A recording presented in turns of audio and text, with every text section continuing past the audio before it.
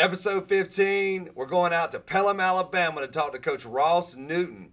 He has led the Panthers from a 1-9 season to 4-7 to the playoffs, and he's teaching these guys how to finish, fundamentals daily, and I'm excited for you to hear from him. So let's go out to the press box. And remember, if you love the game, you're in the right seat.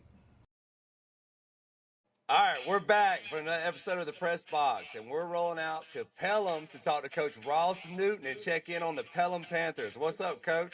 Oh man, I'm just got done with a Friday morning workout. Well, not me. The players just got done with a Friday morning workout. We got Max's next week, so they've been building towards that. Fired up. Everybody knows the weight room where things start. It's a great Friday morning. Thanks for having me on the show, and thanks for all you do for supporting high school football and telling stories. And it's good stuff. Thank you. I appreciate it, Coach Newton. Coach, I know you pretty well, getting to know you over the years. Fill us in, man. Tell us about your story. I know you've been at Sanford. You coached there for 10 plus years, D-line and linebackers. You know, I don't want to steal your thunder. Fill us in real quick of where you've been and what you got going on. Well, you did a little research. Good deal. Oh man, I've had a blessed journey. I've had an unbelievable journey. God's blessed me in so many ways, and my family and opportunities I've been given throughout my career. I'll say I grew up in a family of educators. My dad was my high school football coach. He was a head coach, old O-line guy at Homewood High School. Won a bunch of championships, very successful. Obviously, one of my mentors. But everybody in coaching quickly talks about that. But then my mom was all Dr. Jody Newton. She was also the superintendent of Homewood City School. So man, I had an interesting high school experience. My dad was my head coach. My mom was my superintendent. So eyes were on me. Let's just put it that way. Yeah, There's you walked a very straight line. well, I don't know. You have to ask them. No, it was a great deal. I learned a lot from growing up in a house full of educators. Wasn't sure I wanted to coach. Played, was a three-sport athlete in high school. Very, very blessed. Wrestling, baseball, and football. And I got hurt my senior year of football. Broke my leg. And Oh, crappy story. Back then, senior recruiting is when it started, unless you were a major guy, it wasn't like now, sophomore and freshman recruiting. So I was like, I'm not going to be able to play. And I had a couple people, well, man, I decided to walk on at Stanford University. Walked on for a guy named Pete Hurt was the head coach. Unbelievable deal. Stayed there 4 years. Earned a scholarship. I tell people it's one of the proudest things I've ever done. Going from a walk on to earning yeah, a that's scholarship, awesome. starter, team captain, whole deal. And I'm in school, and I'm like, I'm gonna be a lawyer. I don't want to be a coach. I don't want to be a teacher. Everybody else is in my family is this. My grandmother was a principal. My aunt was a teacher. My mom, my dad, my brother was into it by that point already. Um, and I was just like, I'm gonna do something else. And I was like, I don't want to be a lawyer. And so I switched to, and I was like, I'm gonna be a coach. So I got to be I wanted to try college. No crazy reason, just want to try it. I wasn't married or anything at the time, and I was like, I'm gonna try college. So I got to be a first opportunity was Austin P. Stayed there with Carol McRae for 1 month. He always likes to give people a hard time. I only stayed there for 1 month, but he is an unbelievable man. Taught me so much. He had coached me before, but opportunity came with Watson Brown at UAB to be a full time GA, and I got to work with Wayne Bolt. Many people in the state know both of those names, Wayne Bolt and Watson Brown. Gave me unbelievable. I went to a Hawaii Bowl. First ever bowl in UAB history, so that was cool to be a part of. We had a lot of really good players, and it was the kind of the beginning of the success of UAB. They went through some ups and downs, but it was fun. It was a lot of fun. I thought, man, go to a bowl game, 22, 23 years old, go to Hawaii for a week on UAB's dime. I was like, man, this coaching thing's awesome. So I stayed in it for a little while. I was able to, after 2 years of GA in there, I was able to get a full time job at Stanford University. I was defensive line coach, and I stayed there for 14 years through three head coaches. Bill Gray hired me, one of my mentors in the business, and then I spent 10 years there with Pat Sullivan. I had met Coach Sullivan at UAB. He had been the offensive coordinator. You're doing a good job if you make it through three head coaches in college. So Yes. shout out to you, man. Well, it was, I knew the inner workings of the place, so that helped. And there were some good people too, and it's a good time. So I was there 14 years. Like I said, worked for Bill Gray, Pat Sullivan, and Chris Hatcher. And like I said, Coach Sullivan, other than my dad, is probably the most influential man in my career. Heisman Trophy winner, that's all great. But how he treated people, he was about relationships. Stayed there 14 years. Went from a 3-8 OVC team with no facilities and not a huge commitment to a premier SoCon job that made the playoffs 3 times in our career there. Won a conference championship, made the playoffs 3 times, had draft picks left and right. You know, a lot of defensive players, and you know, a lot of success there. It was a lot of fun, and I decided I wanted to. You know, had the opportunities from other times, but 2020, I finally decided to go. I want to try the SEC, so I go to work for Coach Malzahn at Auburn University. Got to work with Coach Steele, Coach Malzahn, Coach Gard. I mean, so many good people. I can't name them all. And had a great time there. Unfortunately, Coach Malzahn got let go after the 2020 season. Was in transition there. Was going to stay with Harsin. And then coach just kept working on me to come to UCF. Went down to UCF. Did a little bit of everything down there, from general manager to chief of staff. Helped with special teams, coach linebackers. In my time there, both times, I did that. And then, you know, college is tough. I'd stayed somewhere 14 years, and I'd moved, you know, really quick. And then I came home back to Birmingham in 2021 and went to Thompson High School. Was with Mark Freeman over there. He does an unbelievable job. He's got an unbelievable staff. Some really good coaches, and I learned a lot about the high school side of the game. And I was really content. I was like, I'm gonna get a high school job around here, one hopefully like I have now. You know what I mean? Like I was like, oh, I'm gonna find a Pelham. I'm gonna find this job. I'm gonna find a, and we'll talk a little bit later about what the positives of this job are. And but then Coach Malzahn in 2024, you know, just calls in the summer and makes me an unbelievable opportunity to come back. And I went back to UCF for one more year, you know, and that's where I did a little bit of everything. Had a lot of fun, you know, moved around a little bit. And then 2025, the last year is my first year at Pelham. I get to come to Pelham High School, get to work for some unbelievable people. And then, you know, our first year, the year before I got here, the team was 1-9. Okay, played a lot of good, some young players, and you know, struggled and 1-9. And then we come in, we come in, make some changes, do some things, and we make the playoffs in our first year. And you know, so a lot of progress was made. I'm having a lot of fun here. It's a great place with great support, great community, great administration, great kids. I've learned a lot through great people throughout my time. I I believe in what we're doing. I believe in the mission. I believe that it's easier right now in high school to build relationships with players and help develop them over a longer period of time than it is in college right now. So that's one reason I want to do what I'm doing, and I love it. And that's kind of my journey, man. I'm been very blessed. I've worked a lot of places. Football is what we do. You know what I mean? Football is what we, you know, a lot of people judge us by, but good coaches are about having, how do I affect these young men? How do I affect them, you know, 10 years from now, 5 years from now, 20 years from now? Heck, I got guys that have been done playing 20 years. I used to be the young coach. But do they call you? Do they invite you to their wedding? Do they call you when they need something? Do they call you when they get a promotion? Do they call you when they're going through hard times? Do they tell you they remember things? That's why we coach. That's our, you know, football's our platform, but our mission is helping young men.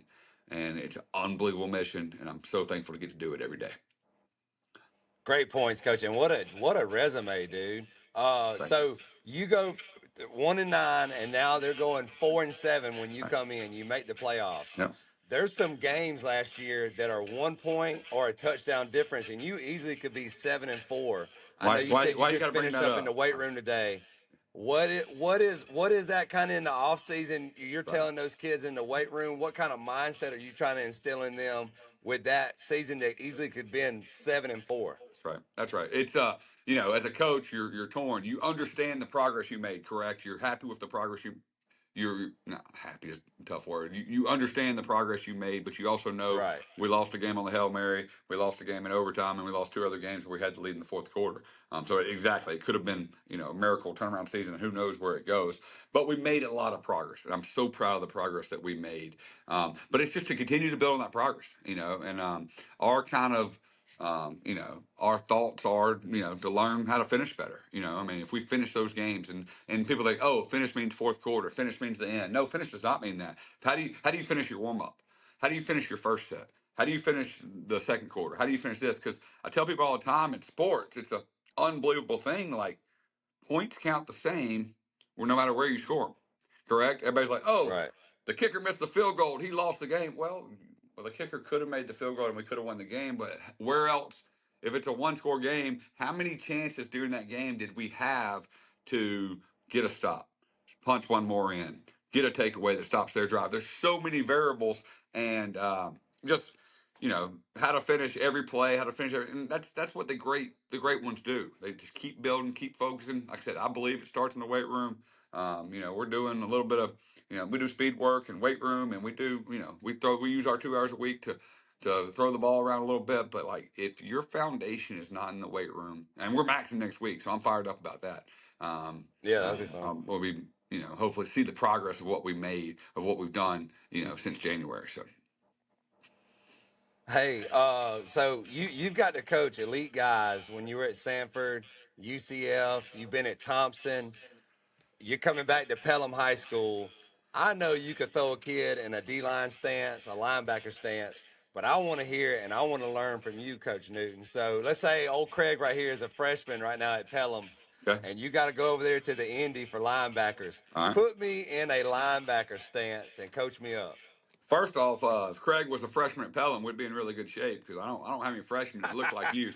You look like you can still play. But no, Hey, I look like it, but I can't.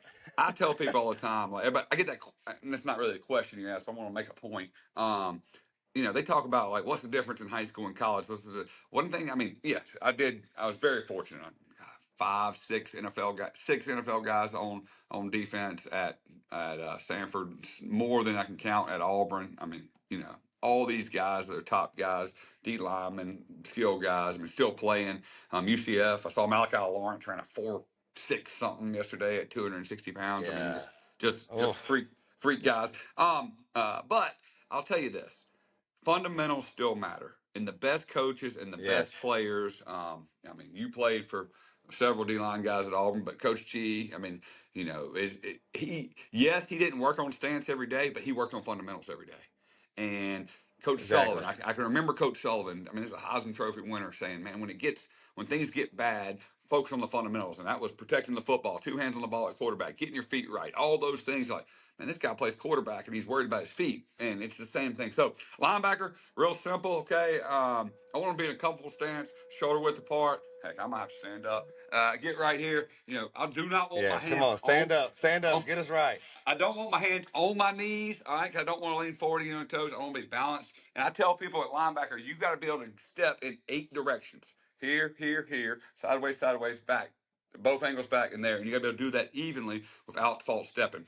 Most linebackers, high school and college, get in trouble because they do what we call a false step. They go here thinking, oh, that's my initial read, and then boom. And there's a lot of ways to read things at linebacker right now, but the bottom line is don't go until you know. So I want to be in a comfortable stance that I can take a step, because I would rather be a half second late or not a whole second, probably a half second late stepping correctly than this guy who steps this way wrong, because now he's got to go here, bam, bam, to get back going the other way. Does that make sense? So we put an emphasis on, some people call them cut steps, pat steps. Just pop your feet for one count, because that'll make you not, because it's kind of counterintuitive, counter to what we do in most of sports, right? Boom, go, ball snap, go, get off the ball, go, do this, boom, ball, all these things. At linebacker, especially with offenses nowadays. I mean, offenses, nobody lines up in a normal formation, what I call a normal formation anymore. Everybody's in FIB, everybody's motion, everybody's trying to do Star Wars to get you confused. Now, most of them, the good ones on offense, all they're doing is run the same 5 or 6 plays, right? But they're giving you Star Wars to make it look like it's complicated. So don't go to don't get confused by the Star Wars, and that's the best piece of advice I can give somebody that's coaching linebacker in a short deal. There's details we could go into for 6 hours, but you'd put some of your podcast people to sleep. I like the Star Wars. I haven't heard that yet. Offense, man, it's Star Wars, man. They're like, oh, and what Coach Mazzani said, that's not tricks. It's not a trick play. We do it every day. We practice every day. And he was really good at trick plays. It's not a trick play. We do it every day. I was like, well, that's a trick play, Coach, but you do practice it a lot, so it's all good. Yep. All right, hey, final question, Coach Newton, and thank you for your time. Let us all know, let the Pelham community know, what is Pelham Panther football going to look like in 2026? Well, I think it's progress, right? We got to keep making progress. We got to keep building. We got to finish those close games. We're going to play an exciting brand of football. We got a lot of guys back on offense. Defensively, we got a lot of guys to replace. So, I mean, that's high school football. You've been around it enough to know that. You've got to develop guys every year. That's what I love about the sport. There's somebody on your team, and every team in America that was a freshman or sophomore, and most of the coaches sat around and said, "Man, that guy will never help us," or "Why are we investing in him?" But you invest in all of them because he grew a little bit more. He developed a little bit later. He did these things. So we got to continue to develop on defense. I'm excited about our new defense coordinator, Coach Hatmaker, joining us from Phoenix City. He's got in Penton Valley. He's got a championship resume. But the main thing is they're going to see a team that loves Pelham, loves each other, and plays extremely hard. I can't predict a whole lot more than that. I hope we had good support last year. I hope it'll continue to grow all the way down middle school, feeder programs, JV, and freshman teams. We're trying to build this thing. And it's every day you try to build it. But hopefully they'll keep coming out and they'll see exciting football. We've got a really good region schedule and a really good non-region schedule. And it's an exciting time to be at Pelham. The more people we can get here to join us, the better. Hey, don't go until you know, and Coach Newton knows. All right. Hey, Thank you for your time today, Coach, and good luck this fall. Thank you so much, and appreciate all you do to promote football and high school football, and look forward to seeing you when you're in Birmingham. Thank you. Go Panthers.